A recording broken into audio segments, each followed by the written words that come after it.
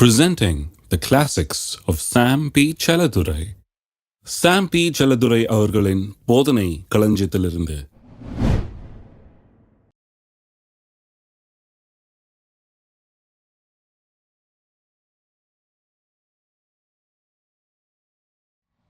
அந்த நாளிலே நீங்கள் என்னிடத்தில் ஒன்றும் கேட்க மாட்டீர்கள், மெய்யாகவே நான் உங்களுக்கு சொல்லுகிறேன், நீங்கள் என் நாமத்தினாலே பிதாவினிடத்திலே கேட்டுக்கொள்வது எதுவோ அதை அவர் உங்களுக்கு தருவார்.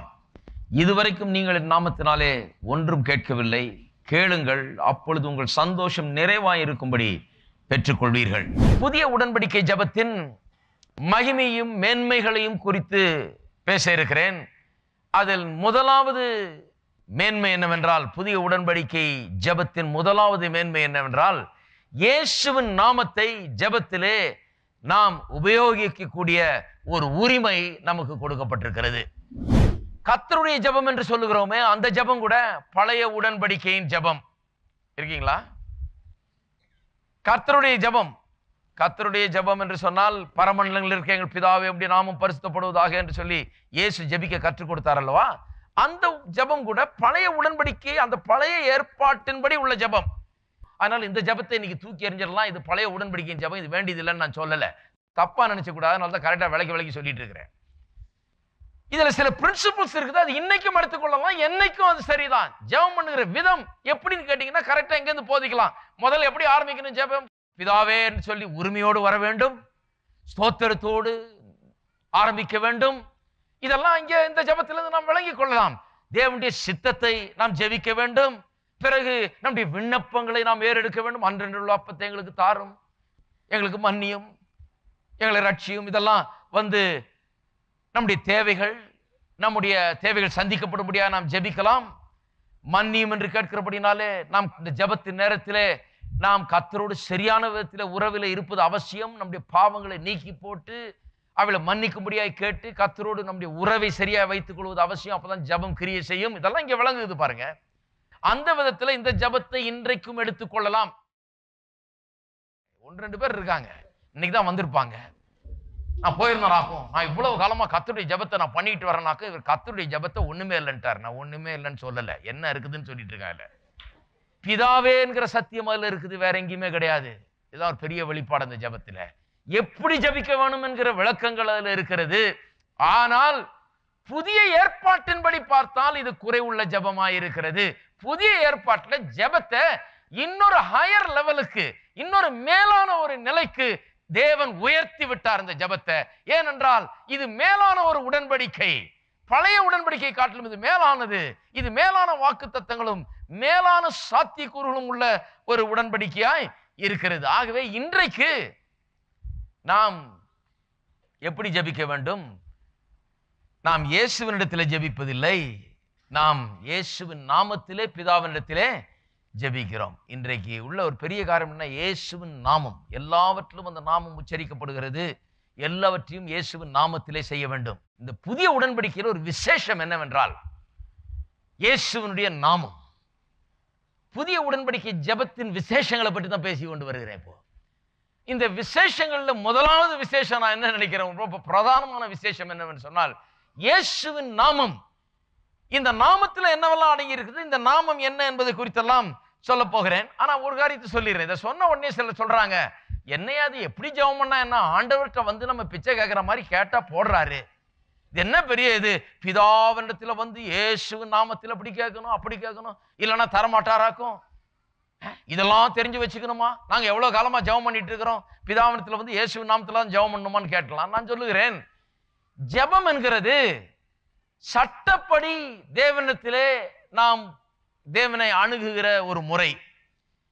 எல்லாரும் கர்த்தரிடத்துல ஒன்னும் ஜெபம் பண்ண முடியாது. வருகிறவர்கள் யாருமே பாருங்க, வேத வசனம் சொல்லுகிறது, தேவன் யாராம், பாவத்தை நோக்கி பார்க்க கூடாத சுத்த கண்ணர் என்று. அப்படின்னா என்ன அர்த்தம்? பாவியை நோக்கி கூட பார்க்க முடியாது, பாவத்தோட எதுவுமே வச்சுக்க முடியாது, பாவத்துக்கு அவருக்கு சம்பந்தமே கிடையாது, அப்பேற்பட்ட ஒரு நிலையில இருக்கிறாரு. அப்போ ஒரு பாவி தேவனுடைய பிரசன்னத்துல நிக்கவே முடியாது, சாத்தியமே கிடையாது. தேவனிடத்துல அவன் ஜெபிக்கிறதுக்கு அவன் வரவே முடியாது. ஏனென்று சொன்னால் தேவனுடைய பிரசன்னத்தில் வருவதற்கே அவன் தகுதி அல்ல. நாம் இன்றைக்கு தேவனுடைய பிரசன்னத்தில் நாம் எப்படி வருகிறோம் சொன்னா, இயேசு கிறிஸ்துவின் மூலமாய், அவர் சிந்தின ரத்தத்தின் மூலமாய், அவர் கல்வாரி சிலுவையில் நமக்காக மரித்ததன் மூலமாய் நாம் இன்றைக்கு தேவனிடத்தில் வருகிறோம். அப்ப தேவனிடத்தில் வருகிறது என்றாலே சட்டப்படியாக சரியான அப்ரோச் இருக்க வேண்டும். யார் வேணா வந்துட முடியாது, எப்படி வேணா வந்துட முடியாது. ஒரு பேங்க்ல போய் ஒரு செக் கேஷ் பண்றோம்னா, நான் எங்க வேணா கையெழுத்து போடுவேன், மேலையும் போடுவேன், கீழையும் போடுவேன், பின்னாலையும் போடுவேன், மூலையிலையும் போடுவேன் அப்படின்னு சொல்ல முடியாது. எங்க போட சொல்லியிருக்காங்க அங்கதான் போடணும். எப்படி போடணுமோ போடணும், என்ன செய்யணுமோ செய்யணும், கரெக்டா அவங்களுடைய முறையை தான் ஃபாலோ பண்ணணும். இல்லைன்னா ஒன்றும் காசு கிடைக்காது. எப்படி செய்யணுங்கன்னு கேட்டு கரெக்டா என்ன பண்றோம், எப்படி போட்டான்னா கையெழுத்து தானே அப்படின்னு சொல்லக்கூடாது. அது அப்படிதான். அது ஏனென்று சொன்னா அதான் முறை. நான் சொல்லுகிறேன், இந்த உலகத்தில் இருக்கிற சட்ட திட்டங்கள் இதெல்லாம் நத்திங். கர்த்தருடைய பார்வையிலே அவர்தான் எல்லா பிரமாணங்களையும் இயற்றியவர்.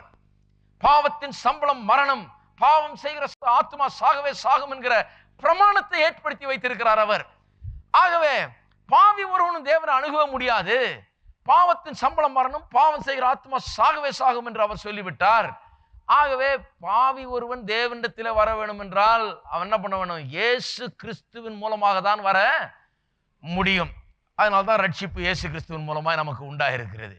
அப்ப இயேசு கிறிஸ்துவின் மீது நம்முடைய பாவத்தை வைத்து, நம்முடைய பாவத்தை அவரை சுமக்க செய்து, அவர் நம்முடைய தண்டனை ஏற்றுக்கொள்ள செய்து, எல்லாவற்றையும் சட்ட ரீதியாக. ஏன் தெரியுமா, தேவன் நம்ம சும்மா மன்னித்தர முடியாது. சிலர் எப்படின்னு சொல்றாங்க, எதுக்குங்க இந்த சிலுவையெல்லாம், சிலுவையில போட்டு அவர் ஆணியில் அடிச்சு ரத்தம் சிந்தி உச்சந்தலையிலிருந்து உள்ளங்கால் வர அப்படியே ரத்தமா கொட்டி உழுத நிலம் போல அவர் உடம்பு ஆக்கி இப்படியெல்லாம் கடவுள் பண்ணலாமா? நம்மளை சும்மா அப்படி பார்த்து போ மன்னிச்சிட்டேன்னு சொல்ல வேணாமா? நான் கூட என் பிள்ளைய எத்தனையோ மன்னிக்கிறேன், நான் கூட எனக்கு விரோதமா செய்கிறவரெல்லாம் மன்னிக்கிறேன். கடவுள் ஏன் என்னை பார்த்து மன்னிச்சிட முடியாது? நீங்க ஏன் மன்னிக்கிறீங்கன்னா நீங்களே தப்பு செய்யற ஆளு, அதனால மன்னிக்கிறது சுலபமா இருக்குது. தப்பே செய்யாத ஆள் மன்னிக்கிறது கஷ்டம். அவர் ஒரு பிரமாணத்தை வச்சிருக்கிறார். இப்படின்னா அப்படிதான், பாவம் செய்கிற ஆத்மா சாகவே சாகும். இதை சாகவே சாகும்னு சொல்லிட்டு அப்புறம் நான் அட்ஜஸ்ட் பண்ணிக்கிறேன், பரவாயில்லப்பா சாகவே சாகும்னு சொல்லியிருக்கேன், இருந்தாலும் நீ பண்ணிட்டு என்ன பண்றது, கொஞ்சம் அட்ஜஸ்ட் பண்ணி போய்க்குவோம் அப்படின்னாருன்னா அப்புறம் அவர் சொல்ற எந்த வாக்கு தத்தத்தையும் நம்ம நம்பவே முடியாது. அவர் சொல்ற எதையுமே நம்ப முடியாது. அதனாலதான் தேவனால அட்ஜஸ்ட் பண்ணவே முடியாது. தேவன் அட்ஜஸ்ட் பண்ணி போகவே முடியாது. பரவாயில்ல நான் மன்னிச்சு விட்டுறேன் அப்படின்னு சொல்ல முடியாது. ஏனென்றால் அவர் எல்லாவற்றிலும் ஒரு காரியத்தை திட்டவட்டமா காண்பிக்க வேணும். என்னத்தை காண்பிக்கணும்? நான் சொன்னதை சொன்னபடியே செய்வேன். நான் பிரமாணங்களை ஏற்றின தேவன். இந்த பிரமாணங்கள்லாம் நான் உண்டு பண்ணின பிரமாணங்கள். நான் சொன்ன வார்த்தையின்படி செய்வேன். நான் இப்படி சொல்லிட்டு ஆகவே அதை செய்வேன். கல்வாரி சிலுவையில இயேசுவின் மரணம் ஏன் அவசியமாயிற்று என்று சொன்னால், அவர் வார்த்தையின் தேவனா இருக்கிறார், சொன்னதே தான் செய்கிறார். அவர் சொல்லிட்டார் பாவத்தின் சம்பளம் மரணம்னு. அப்ப இந்த மனுக்குலத்தின் பாவத்துக்கு சம்பளமா இருக்கிற மரணத்தை ஒரு மனிதன் சுமந்தாக வேண்டும். அதுதான் கல்வாரி சிலுவை. அதனால்தான் கல்வாரி சிலுவையில மரணம் ஏற்பட்டது. அதன் அடிப்படையில தான் சட்டப்பூர்வமாக தான் அவர் நம்முடைய ஜெபத்தை அவர் கேட்க முடியும். சும்மா கேட்க முடியாது, சட்டப்பூர்வமாக அதன் அடிப்படையில தான் நம்முடைய ஜெபத்தை கேட்க முடியும். இதுதான் இந்த பரலோக தேவனின் ஒழுங்கு.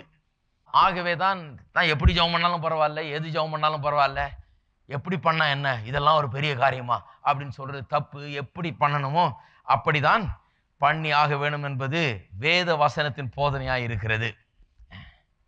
ஆகவேதான் பாருங்க, இந்த இயேசுவின் நாமத்தை யார் வேணும் என்றாலும் ஒரு மேஜிக் ஃபார்முலா மாதிரி யூஸ் பண்ண முடியாது. யாராவது வேணா சும்மா ரோட்ல போற ஆள்லாம் எடுத்துக்கிட்டு இந்த இயேசுவின் நாமத்தில் நான் இப்படி பண்ணிடுறேன், இயேசுவின் நாமத்தில் நான் அப்படி பண்ணிடுறேன்னு சொல்லவே முடியாது. ஏனென்று சொன்னால் இயேசுவின் நாமம் என்பது உடன்படிக்கையின் பிள்ளைகளுக்கு கொடுக்கப்பட்ட உரிமை, மீட்கப்பட்டவர்கள் உபயோகப்படுத்தும்படியாய் கொடுக்கப்பட்ட உரிமை. அவருடைய நாவிலே அது இருக்கலாம், அவர்களுக்கு அது உரிமை இருக்குது. இது எப்படி இருக்குதுன்னா, இது ஒரு திறவுகோல் சாவி மாதிரி பாருங்க. இப்போ என் வீட்டுக்கு சாவி இருக்கு, நான் கையில சாவியை வச்சிருக்கேன், நான் போய் திறக்கிறேன் என் வீட்டை, இல்லையா?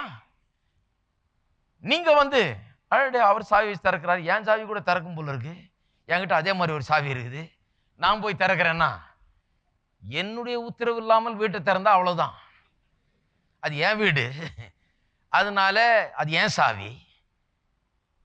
இந்த சாவியை உத்தரவு இல்லாமல், அதிகாரம் இல்லாமல், உரிமை இல்லாமல், எனக்கு தெரியாமல், என்னுடைய உத்தரவு இல்லாமல் யாராவது போய் சேர்ந்தா பின்னால என்ன வரும்? போலீஸ் தான் வரும். ஆனால் அதுக்கு உரிமையாளர், இப்ப என் பிள்ளை 10 வயசு பிள்ளையா கூட இருக்கலாம், இந்த சாவி அவனுக்கும் வேலை செய்யும். அவன் 10 வயசு தானே, அதனால வேலை செய்ய மாட்டேன்னு சொல்லாது. அவனுக்கு யாரு பண்ணாலும் வேலை செய்யும். ஆனால் இதற்கு உரிமையாளர் தான் அதை உபயோகப்படுத்த வேண்டும்.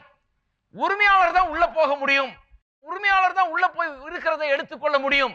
அதுபோல இந்த இயேசுவின் நாமத்திற்கு உரிமையாளர்களாக தேவன் நம்ம ஏற்படுத்தி இருக்கிறார். கொஞ்சம் கவனிக்க வேண்டும். எப்பேற்பட்ட பாக்கியம் என்பதை நீங்கள் பாருங்கள். இப்போ நீங்களும் நானும் தேவனுடைய பிள்ளைகள்.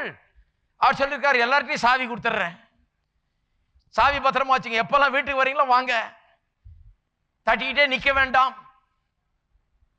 என்ன பண்ணுங்க, நேரா உள்ள வந்துருங்க, சாவியை வச்சு திறந்து உள்ள வந்துருங்க. தட்டிட்டு நிக்கிறது யார் தட்டிட்டு நிப்பா? வேலைக்காரன் தட்டிட்டு நிப்பான்.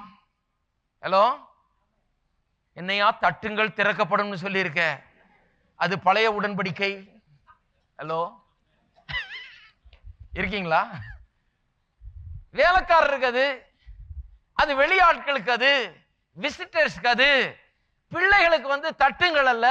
ஆளாளுக்கு ஒரு சாவி, நேரா வர வேண்டியது, உள்ள விட வேண்டியது, திறக்க வேண்டியது, உள்ள போக வேண்டியது, என்னென்ன வேணுமோ அதை எடுத்துக்கொள்ள அவர்களுக்கு உரிமை இருக்கிறது. அந்த வீடு அவர்களுக்கு சொந்தம், அந்த வீட்டில் இருக்கிற எல்லாம் அவர்களுக்கு சொந்தம். நான் சொல்லுகிறேன், என் நாமத்தினாலே எல்லாவற்றையும் செய்யுங்கள்னு சொன்ன போது தேவாதி தேவன் நமக்கு தேவனுடைய பிள்ளைகள் என்கிற அங்கீகாரத்தை கொடுத்து எல்லாரும் அவருடைய நாமத்தை உபயோகப்படுத்திக் கொள்ளும்படியாக, நம்முடைய தேவைகள் சந்திக்கப்படும்படியாக, நமக்கு என்னவெல்லாம் வேண்டுமோ அதையெல்லாம் எடுத்துக்கொள்ளும்படியாக, மீட்பின் அனைத்து ஆசீர்வாதங்களையும் நாம் சொந்தமாக்கி கொள்ளும்படியாக, அனுபவிக்கும்படியாக உரிமையை இயேசுவின் நாமத்திலே கொடுத்து விட்டார்.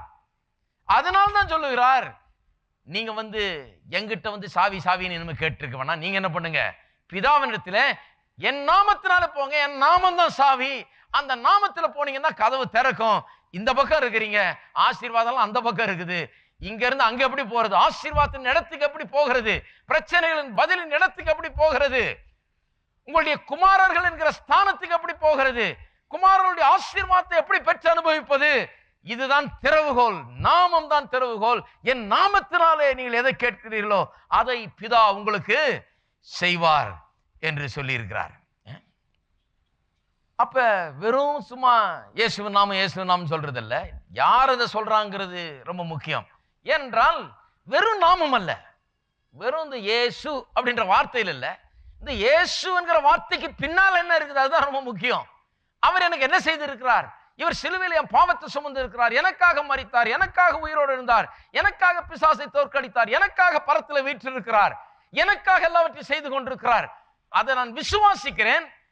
அதை விசுவாசிப்பதனால அந்த நாமத்தை உபயோகப்படுத்துறேன். அதனால தான் அந்த நாமம் வேலை செய்கிறது. சும்மா வெறும் இயேசுன்னு சொல்லிட்டா இல்ல, அவர் என்ன செய்திருக்கிறார் என்பதை குறித்த அறிவு, அவர் என்ன செய்து வைத்திருக்கிறார் என்பதை எடுத்துக்கொள்ளக்கூடிய விசுவாசம் எனக்கு இருக்கிறபடினால இந்த நாமம் எனக்கு வேலை செய்கிறது. இருக்கீங்களா? உங்க பிள்ளைக்கு பில் கேட்ஸ் பேர் வச்சுட்டா பில்லியனர் ஆயிடுவானா? என் பேர்ல புள்ள பேரும் பில் கேட்ஸ் தாங்க, அதே பேர் தான் வச்சிருக்கிறேன். அதே பேர் வச்சிட்டு இருந்தாலும் பில் கேட்ஸ் ஆக முடியாது. வெறும் பேர்ல இல்லை, வெறும் அந்த வார்த்தை பில் கேட்ஸ் அப்படியே பில்லியனர் ஆயிட மாட்டாங்க. டக்குன்னு ஒண்ணு போட்டு கடகடன் 0 போடுறது. வெறும் பேர்ல இல்ல, அந்த பேருக்கு பின்னால இருக்கிறது யார், அவருக்கு என்ன சொந்தம், அவர் எப்படிப்பட்டவர், அவர் எனக்கு என்ன செய்திருக்கிறார், அதை நான் எந்த அளவுக்கு விசுவாசிக்கிறேன், அதன் பேர்ல எப்படி நான் என் நம்பிக்கையை வைத்திருக்கிறேன், விசுவாசத்தை வைத்திருக்கிறேன். இதுதான் அந்த நாமத்தை எனக்கென்று கிரியை செய்ய உதவுகிறது. இருக்கீங்களா? அப்படிதான் பாருங்க. அப்போஸ்தலர் 19ஆம் அதிகாரத்துக்கு திரும்ப ஒரு நிமிஷம் 13 இருந்து. அப்பொழுது தேசாந்திரிகளாய் திரிகிற மந்திரவாதிகளாகிய யூதரில் சிலர் பொல்லாத ஆவிகள் பிடித்திருந்தவர்கள் மேல் கர்த்தராகிய இயேசுவின் நாமத்தை சொல்ல துணிந்து, அவங்க பார்க்குறாங்க, பவுல்லாம் சொல்றாரு இயேசுவின் நாமத்தில் அப்படின்றாரு, ஓடுது பிசாசு. மந்திரவாதியெல்லாம் பார்த்தோம், அடையிட புது ஒரு ட்ரிக் ஒன்று வந்திருக்குது, புது மந்திரம் வந்திருக்குது ஊரில், நம்மளும் இந்த மந்திரத்தை கற்று வச்சுக்கலாம், நல்ல வேலை செய்தியா இது, இயேசுவின் நாமனா ஓடுது, பார்த்துடலாம், நம்மளும் இதை வச்சு கொஞ்சம் யூஸ் பண்ணிக்கலாம்னு சொல்லிட்டு சொல்ல துணிந்து, பவுல் பிரசங்கிக்கிற இயேசுவின் பேரில் ஆணையிட்டு உங்களுக்கு கட்டளையிடுகிறோம் என்றார். பிரதான ஆசாரனாகிய கேவா என்னும் ஒரு யூதருடைய குமாரன் 7 பேர் இப்படி செய்தார்கள். 7 பேரும் போய் இந்த மெத்தடை ஃபாலோ பண்ணலான்னு பண்றாங்க. பொல்லாத ஆவி அவர்களை நோக்கி, இயேசுவை அறிவேன், பவுலையும் அறிவேன், நீங்கள் யார் என்று சொல்லி பொல்லாத ஆவியுடைய மனுஷன் அவர்கள் மேல் பாய்ந்து பலாத்காரம் பண்ணி அவர்களை மேற்கொள்ள அவர்கள் நிர்வாணிகளாகவும் காயப்பட்டவர்களுமாகி அந்த வீட்டை விட்டு ஓடி போனார்கள். இது எபேசுவிலே குடியிருந்த யூதர் கிரேக்கர் அனைவருக்கும் தெரிய வந்தபோது அவர்கள் எல்லாரும் பயமடைந்தார்கள். கர்த்தராகிய இயேசுவின் நாமம் மகிமைப்பட்டது. இயேசுவின் நாமம் எவ்வளவு பெரிய வல்லமை உள்ள நாமம் என்று அங்கு விளங்க ஆரம்பித்தது. ஏன்னா இயேசுவின் நாமத்தை பவுல் சொல்லும் போது அப்படி வேலை செய்தது. பிசாசுகள் நடுங்குகின்றன, ஓடுகின்றன, வியாதிகள் போகின்றன.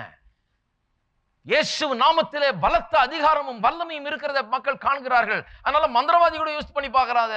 ஆனா அவனுக்கு அது வேலை செய்யாது. ஏனென்றால் அவன் வெறும் அந்த பேரை உச்சரிக்கிறான். ஆனால் அந்த பேருக்கு பின்னால என்ன நடந்திருக்கிறதுங்கிறது பேர்ல இவனுக்கு விசுவாசம் இல்லை. அதை அவன் அறிந்து கொள்ளவில்லை. அதன் பேரில் உள்ள விசுவாசத்தினால் அதை உபயோகப்படுத்தவில்லை. ஆகவே அது அவனுக்கு வேலை செய்யவில்லை. நான் இன்றைக்கு கேட்கிறேன், எத்தனை பேர் இயேசுவை ரட்சகராக ஏற்றுக்கொண்டிருக்கிறீர்கள்? நான் சொல்லுகிறேன், தேவனுடைய வார்த்தையின் அடிப்படையிலே இயேசுவை ரட்சகராக ஏற்றுக்கொண்டு கல்வாரி சிலுவையில் அவர் செய்த மீட்பின் கிரியின் பேர்ல விசுவாசம் வைத்திருக்கிற அனைவருக்கும் இந்த இயேசுவின் நாமம், நீங்க இன்னைக்கு ரட்சிக்கப்பட்டிருந்தாலும் சரி, 50 வருஷத்துக்கு முன்னால் ரட்சிக்கப்பட்டிருந்தாலும் சரி, உங்களுக்கு நீங்கள் யார் என்பது பிரச்சனை இல்லை. இயேசுவை ரட்சகராக ஏற்றுக்கொண்டு தேவனுடைய பிள்ளைகளாக இருக்கிறவர்கள் இந்த நாமத்துக்கு சொந்தக்காரர்கள். இந்த நாமம் உங்களுக்கென்று பலத்த காரியங்களை நடப்பிக்கக்கூடிய நாமமா இருக்கிறது.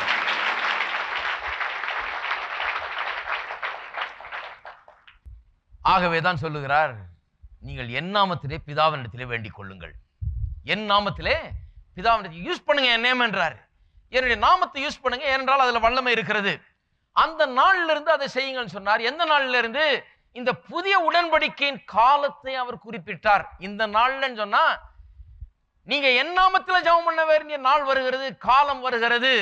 அந்த காலகட்டத்திலே நாம் இப்பொழுது வாழ்ந்து கொண்டிருக்கிறோம் என்பதை உங்களுக்கு நான் சொல்லுகிறேன்.